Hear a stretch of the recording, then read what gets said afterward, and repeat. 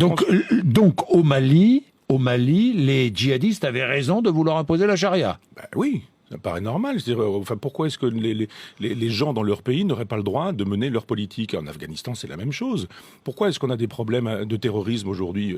Les musulmans sont pas des imbéciles non plus. C'est-à-dire, on leur mène une guerre chez eux. En Afghanistan, par exemple, ou au Mali, on leur rend la vie impossible, on s'en va les massacrer, on les tue par dizaines ou par centaines, et en même temps, on voudrait que ces gens-là soient gentils, etc. Ils sont pas gentils, mais ils ont raison.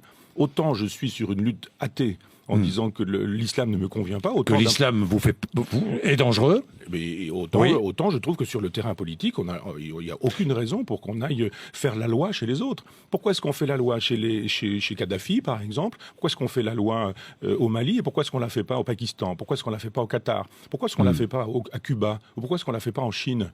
Si vraiment les droits de l'homme nous intéressent, pourquoi est-ce qu'on est spécifiquement au Mali et pas dans des endroits où les droits de l'homme sont bafoués partout? Alors, moi, je trouve normal qu'au Mali, où il m'est arrivé d'aller, la politique puisse exister. Une politique Parce que faite par nous les défendons Maliens. d'autres valeurs que les valeurs défendues par les djihadistes du Sahara. Oui, mais ils sont chez eux. Et on ne va pas faire la loi chez les musulmans, enfin dans les pays musulmans, que les musulmans fassent leur loi.